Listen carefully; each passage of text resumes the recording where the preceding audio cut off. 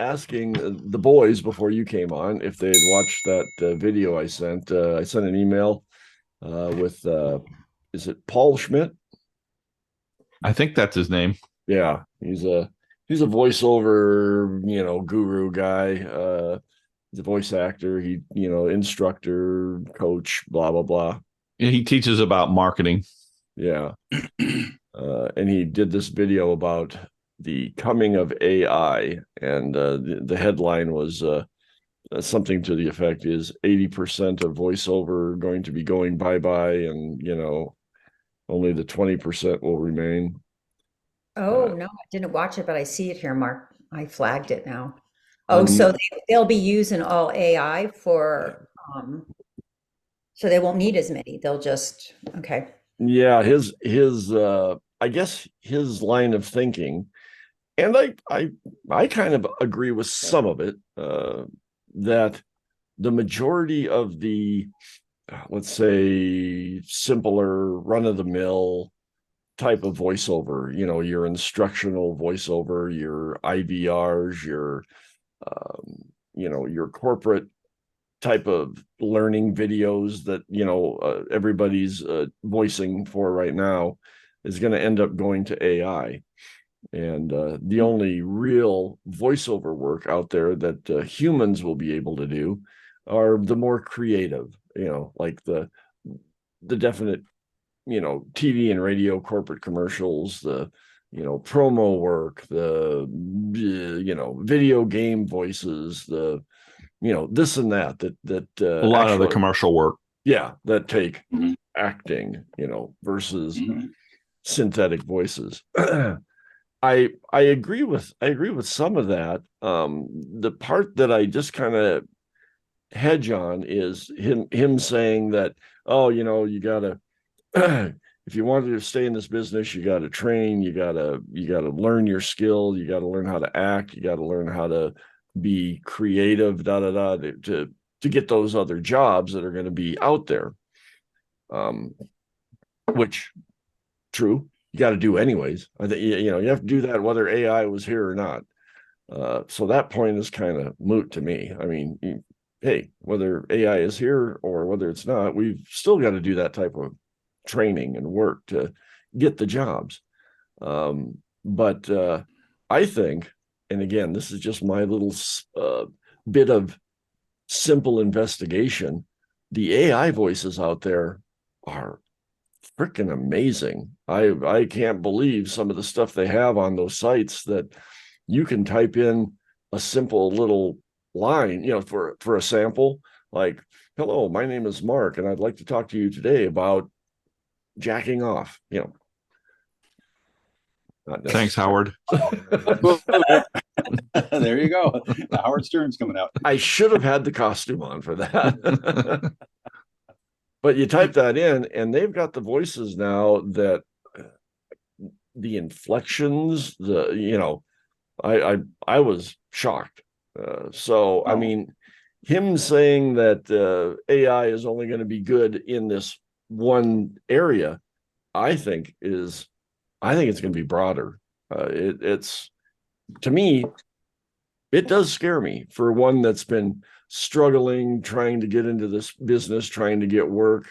And now AI is coming in and not only possibly taking away some of the easier, simple, non-talented type of voiceover, I can see it taking over the talented stuff. I don't know what's your thoughts, Jeff? Did you listen to that video or watch it? Yeah. Um, I guess the hope is, and I guess he alluded to this, is that people are still going to want the human touch. Yeah, obviously, yeah, a lot of work is going to go away, but still, people are going to want the human touch, the ability to do different takes, different styles, to explore different takes and different styles is going to be still important for real voice actors. True. For those creatives that are old school and want to stay with that, again, what little research I did as far as takes, could you emphasize this word more? Could you speed it up a little? Yeah, you can do all of that with AI now. I was flabbergasted. I could sit and I could speed up the tempo a little bit. I could slow it down a little bit. I could put underlines on a word that I wanted for them to emphasize, and the damn thing did it. I mean, it was pretty scary. Wow. Oh my gosh. Wow. Yeah. So I mean, yeah, again, do I agree with Mr. Schmidt about a lot of what he said? Yeah. Yeah. I'm a little bit, I go a little bit darker. Now I know, and this is not to cast aspersions on, coaching business. I know he wants to keep his coaching business going, as everybody does, and that's doing that, whether it be him or Bill DeWeese or any of the other coaches out there doing their thing. They want to keep coaching to make a buck, and I understand that, but it's kind of a scary thought. And AI has been around forever. It's just slowly crept in.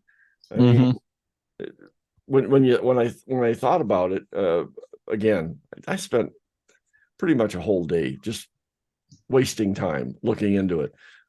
But Susan Berkeley, the great voice company, we've talked about here. I think John did some coaching from her, or did you, Jeff? I can't remember. Wasn't me. Yeah, I think it was John. He mentioned it. I took some coaching from Susan Berkeley, and her claim to fame was she is the voice for AT&T. So back in the olden days, when you were on the phone and you wanted to get the time and temperature, that was her voice. But Right. it was basically AI, because all that she did is sit in a booth, and she talked about it one day, and she did, the time is, and she'd do 1, 2, 3, 4, and she would just do that down the line, and then she'd do 2, 16, 2, 17, and she did that for hours, and then AT&T plugs it into their system, and they're done. So she's done with it. She is no longer needed because they have everything they need, and that was years and years ago. And that was kind of AI in its infancy that I look at, and the same with Siri. Siri's voice and Cortana, or all of those that are on the computer. They were real voices at one time that did the recordings, and now they just manipulate it. And then there was Beth Standing that accidentally became the voice of TikTok. Yeah, it's until she sued to get her voice off of that. But is that right? I didn't. Okay. Oh yeah, you should read up about that. Okay, good. I will. That's interesting. So she actually recorded for some. She did like I don't know if it was e-learning or what. She had done a job several years ago. I don't know how long ago, 3, 4, 5 years ago, maybe longer. And somewhere along the line, that company sold her voice, basically, her recordings, I guess. And basically what happened was a couple of people contacted her and said, "Hey, your voice is on TikTok." And she kept getting that. And she was like, at first she was like, "Oh, it's kind of cool." And then it's like, "Well, how did that happen?" And basically her voice was, if you typed something into TikTok on a video, that it would do the AI voice. And it was her voice. And she was like, "Wait a minute, this is not good," because anybody could type whatever they want and have her say anything. Well, did she win the suit? They settled out of court. But they definitely took her. They don't use her voice anymore. And I'm surprised, because when you, is she, again, for most non-union items, you do a sellout, in perpetuity. So whoever buys that recording from you basically owns it, and they can do whatever they want. Right, but I don't know how all that went. What's his name? Robert Sigmund Paglia, who's a voice actor and a lawyer. Yeah. He represented her. Really? So she's still, even today, she's still, if anybody asks her, she's, does interviews to talk about it because she's trying to get the word out about, everybody needs to be aware of this. Yeah. And you really need to protect your voice, protect your intellectual property. Yeah. And that's as a union voice actor, I can see that, as they have some standing that they can go against. But as non-union people, other than just being careful with what we do, there's really not much else. I don't know if we can do or not. And again, I don't know if she's union or not. I believe she is, but I don't know if that was a union job, because most union voice actors, still 95% of the jobs they do are non-union. Yeah, true. If you guys remember, several months ago, I know Mark and Cindy may remember, but I was listening to Pandora, and they play 2 or 3 songs and you get a commercial, 2 or 3 songs, and there was a commercial that came on, and I swore that was Cindy's voice. If you guys remember that or not, and because I think I mentioned it, I remember you mentioning that. Yeah, I would have swore that was Cindy's voice, and I only heard it one time, and then I never heard it again. So, do they slip one in once in a while? Maybe so. I don't know. Well, and that's probably possible because when I do a voiceover, they pay me and like CBS. And then, I mean, that's it. I don't like Mark was saying, I don't get royalties or anything like that, like musicians or anything like that. So they could be doing that. I don't know. I mean, how often they're using those things they paid me $150 for. Yeah. Yeah. And it's a one-time payment, right? It's not Right, that's it. No, Yeah. it's not every time they pay it, or there's not like a percentage of royalties like with musicians. You got organizations like ASCAP and what's the other one? There's 2 of them I know. You say Where if you're ass. playing somebody's, Ass. ASCAP, and if you're playing people's music, you need to pay fees so people Yeah. can get the royalties. So, Exactly. so it is a little bit different. So. Yeah, I had I think it was Ed Sacco that sent me an email, and he recorded it was a what do you call it? It was an IVR, and it was on the Denver Water Department's telephone, and he called it for something. I don't know. He had to get water turned on or turned off. He had to do something, and he was listening to the on hold message, and he thought it was me. And he sent me the message because he recorded it on his phone, and he said, "Hey, Mark, congrats, man! You sounded good on this, da da da, this and that." And I'm listening to it, and I'm going, "Damn, that does sound like me," And I'm like, "I never recorded anything for the Denver Water Department." So, I mean, I don't know if it's just another fella that sounded exactly like me, or poor soul, but it was funny. I was like, and I emailed him, "Hey, Ed, thanks, but I don't deserve it." What did you send, Jeff? What was that you sent in the chat? Well, there's a No Fakes Act, I guess, bill that Congress, I guess, passed. I don't know a whole lot about it. I'm gonna read that. Okay. Is it a video or an article? It's an article. Okay, good. I'm gonna look into that. But it's a bill to protect actors and musicians from, their material being replicated. Sorry, my phone is blowing up. And it's probably a good idea. And I think Bev Standing even says this, that we should get in the habit of putting some kind of verbiage in our emails or our invoices about,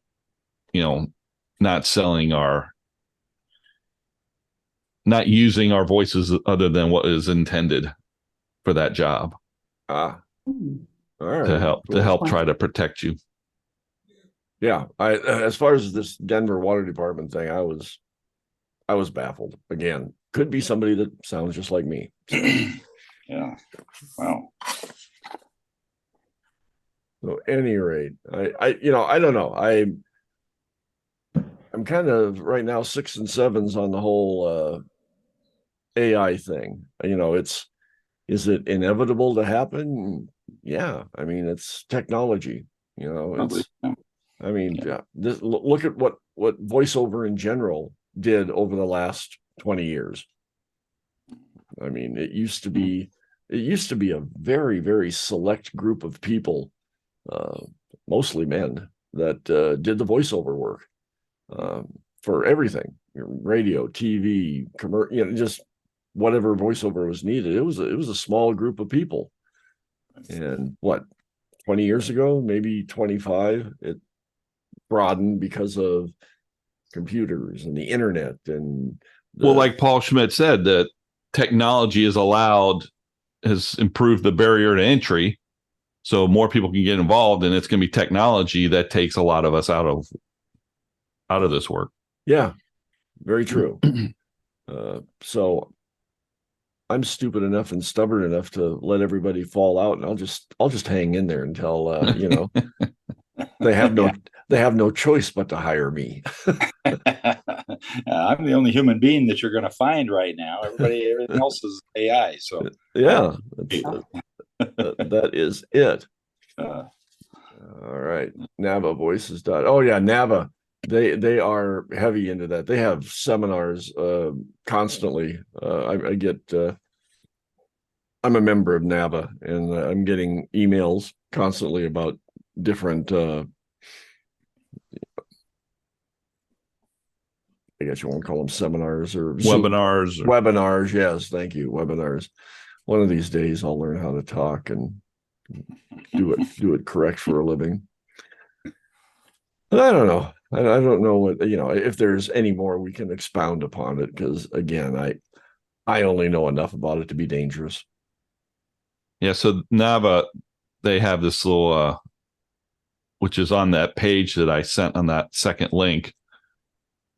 They have a suggested attachment you can send to your clients or whatever about, ways to protect your voice. This is after they hire you and you've done your recordings, or when you're still negotiating?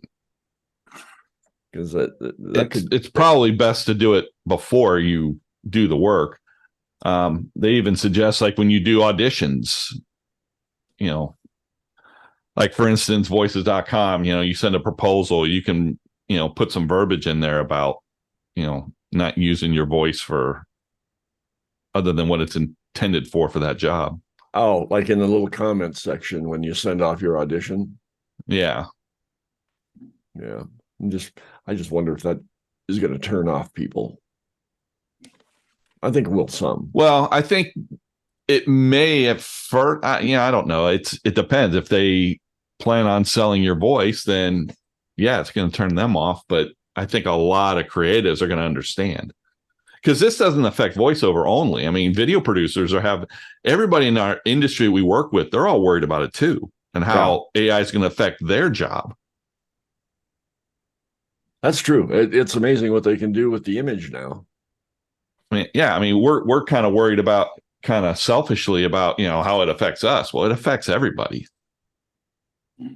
So the more it can be talked about and open, talk to your clients and prospects about it. Some good ideas. Mark Scott suggests, team up with some of your clients or prospects and suggest, hey, why don't we put together a project where we can talk about this, or kind of collaborate and try to use that as a marketing mechanism, which you can also do, to promote like holiday season, whatever, it would be free work that you would do, but the idea is hopefully it would generate work. Expand upon that. Team up with a team up with a video producer. Say, hey, why don't we put together together a video or something talking about AI or any topic you want. It could be getting ready for the holidays, and you provide the voice, and then you guys both share that for your, to put it out to your social media, whatnot, and maybe that'll garner some business for both of you guys. Yeah. Yeah. Yeah. Yeah. That's a good idea. I like that. But you can also, if you want to, enlighten people about the concerns about AI, you can do the same thing. Yeah. It's Paul did mention in there that, or it might have been on another video that he's had several videos that he's talked about AI. And I can't remember if it was that one or another one, but he was talking about how the voice talent should embrace AI and team up with AI. And I sat back and said, how do you do that other than, sell your voice to an AI company? Right. Okay, well, Bev Standing is in another example. She has her AI voice that she has total control over. There are companies that will digitize your voice, and then either they sell it with your approval, or you might be able to control it yourself. So she literally, and it comes in handy for her that she could be on vacation or somewhere and gets a client that says, hey, can we change the script? Can you change this one sentence? And now she can literally type it into her AI on her laptop anywhere. She doesn't have to record anything. And she can send it right off. So she gets a certain chunk of money for doing that, and then the AI provider gets a chunk of money, correct? Yes. Because it all comes down to money. Oh, yeah. It's Always. So your AI voice you probably wouldn't charge what you would charge for your normal voice, but then again, you're not recording anything. right. So you're saving you a lot of time. Yeah. So, I mean, if you're just doing plugging in a word or two or this or that, you can just type it in and send it off. Because there was a company, and I actually signed a contract, and I ended up not being able. I had too much come up, and I ended up kind of blowing it off, which I regret. And I can't remember the name of the company. They were in Europe. Can't remember the name, but they develop AI voices, and their plan was to reach out to bloggers and anybody that, like, newspapers and magazines that they write a lot of content and they put it online. They would provide a little player, audio player that will read, basically play out the article. Because if you take the New York Times, they can't hire voice actors if they want to have an audio version of all their articles. That's just not feasible. They can't have how much are you going to pay a voice actor? And they have dozens, if not hundreds, of articles every day. Right. So put this player on there that'll read it as an AI voice. And so that's who their target market is. And you can have a branded voice. So they had reached out to me because they wanted a Texas voice. I guess they think I have a Texas voice, and they pay. You record, it's like 2,000 sentences, so it takes some time. And then they digitize your voice. They'll pay you $1,000 one-time fee, and then you're part of their library. And if somebody wants to use your voice, you have to approve it. They don't just, they have an agreement that they let you know, hey, this site wants to use your voice. Are you okay with it? And then it's not a lot of money, but maybe it would develop into more down in the future. Yeah, but it's money. You don't have to do anything after that. Correct. Just your approval, and you get a little chunk of money for them using your voice. Right. Yeah. Would it be more if you actually did it live? Yeah, sure. But no, that part I understand. And now that you've explained it that way, I can see where that would become handy. That's something to look into. Oh yeah, absolutely.